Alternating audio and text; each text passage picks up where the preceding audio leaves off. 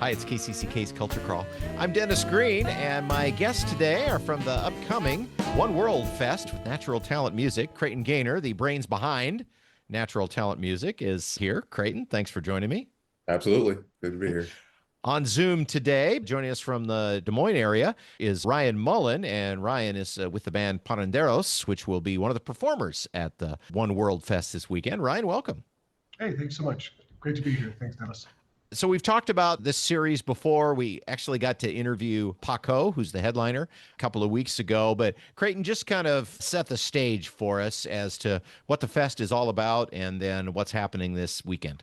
Yeah, for sure. So One World is a festival in various installments over the summer and fall months. It's really a thing to kind of bring different genres and cultures of music together.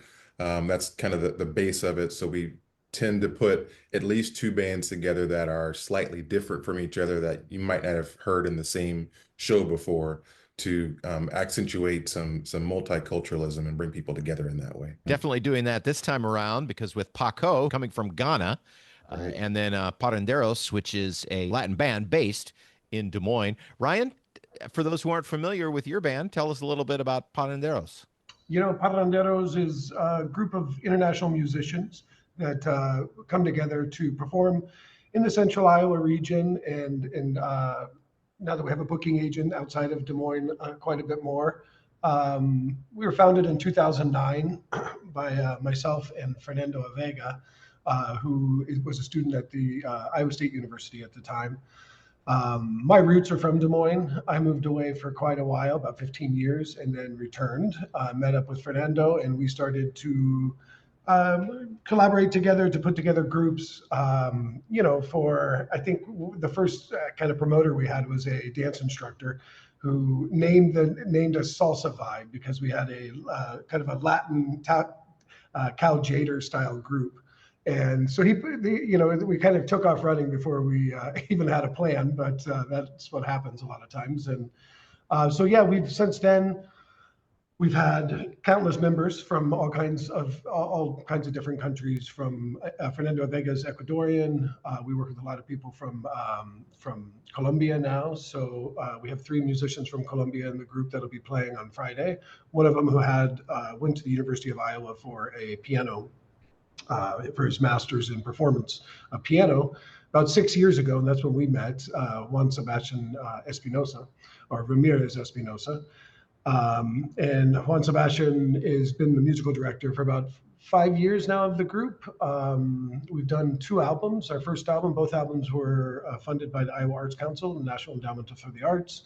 First album, we went to Puerto Rico and recorded at a studio in San Juan that has won about 40 Latin Grammys, and brought a lot of Iowa musicians, a lot of musicians from Cedar Falls, actually, that all studied with the great pianist up there, Bob Washut. Bob Washut. Yeah, Bob Washut. So without Bob Washut, Parranderos would not have had the first album. There's no doubt about it. The piano player and all the horn players studied jazz with him. Anyways, we went to Puerto Rico for 8 days. That was a really great experience. Recorded 9 original songs there. And our last album was released in 2022. We recorded it during the pandemic between Des Moines and Medellin, Colombia. So it had 34 musicians on it, with people recording in Medellin, Des Moines, Paris, France, Mexico City, Minneapolis, Council Bluffs, kind of just all over the place. But 40 or 34 musicians were tagged on the album. All original music, spanning different styles and rhythms from different countries, Spanish-speaking countries for the most part. So we're kind of a creature of our environment here in Des Moines because there is a lot of diversity from different countries of Spanish-speaking people. We tend to find ourselves trying to entertain those people, specifically with their style of music that they like. We don't always do it perfectly, don't get me wrong, but we at least attempt. To someone who's not from around here, if we would say, well, Iowa is a great hotbed for Latin music, they'd kind of probably look at us with an eyebrow raised. But you mentioned Bob Washut, who, of course, kind of started all of this, him and Ed East, and the group that did the Orquesta Alta Maíz back in the day and continues to be a big thing today. And I would kind of call Parranderos kind of the second generation of that. So we are a hotbed of Latin music. I think it's interesting when you talk about cut, because it's easy for, especially somebody who's not of Latin heritage, to just say Latin music and just, it's all one thing. But you talk specifically about your band and how you also, it sounds like, try to incorporate all the different subcultures that we globally identify as Latin to be a part of your music too, because there are, just like with any kind of music, there's huge regional differences.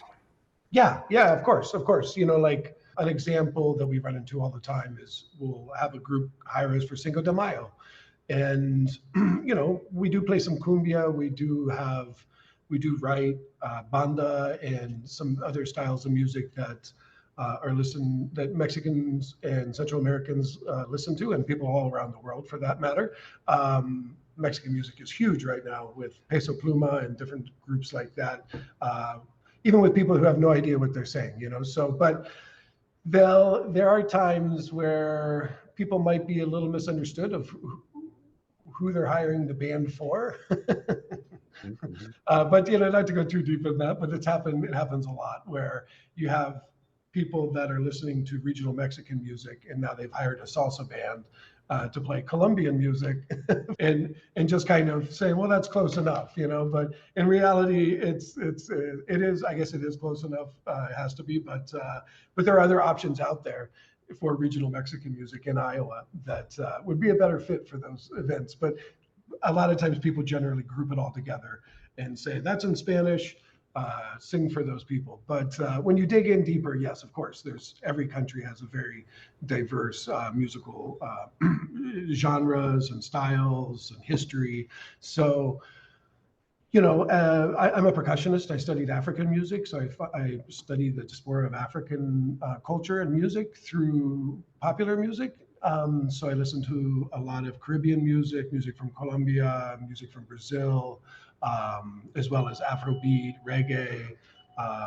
And when you really dig in deep, you find that there are quite a bit of, similarities, but also differences in even like if you were to say, play a cumbia song, cumbia has a lot of different forms from Afro-Colombian cumbia to Mexican cumbia to, essentially to the cumbia that we play, which is very different than both of those. So, and that's because we're musicians interpreting a style and essentially creating our own culture with that music here in Iowa.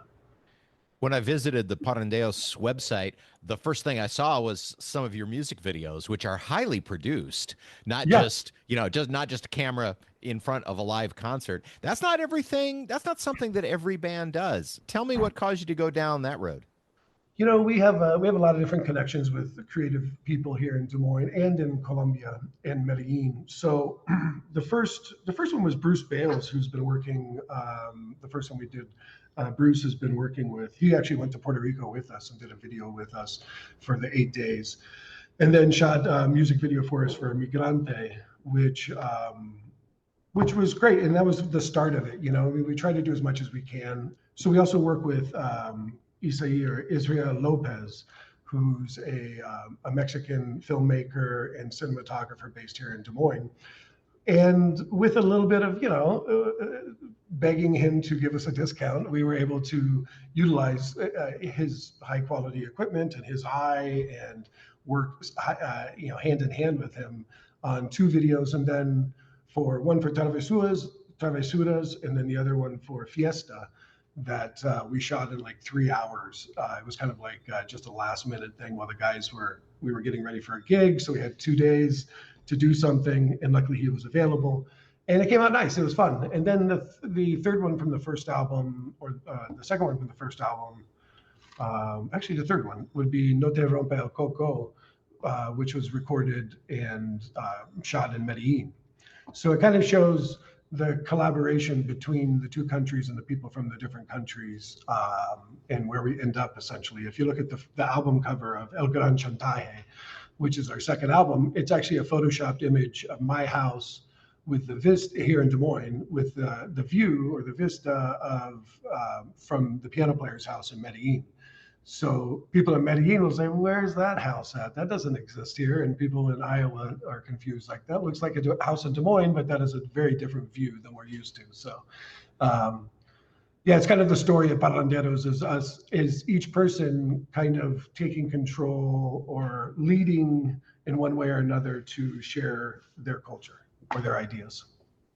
Parranderos Latin Combo and Paa Kow Afro-Fusion are on the docket at the James Theater on Saturday as a part of the One World Festival. Creighton, how do we get tickets? Go to thejamesic.com. That's the James Theater's website. The James is in Iowa City, of course. So if you just go to thejamesic.com, you can get tickets there. You can also go to naturaltalentmusic.com or find Natural Talent Music on either Facebook or Instagram, and there will be links to get you there that way also. And tickets are obviously on sale and ready to go for sure. A little bit cheaper if you book them in advance rather than buying them at the door, but they'll be available in both places.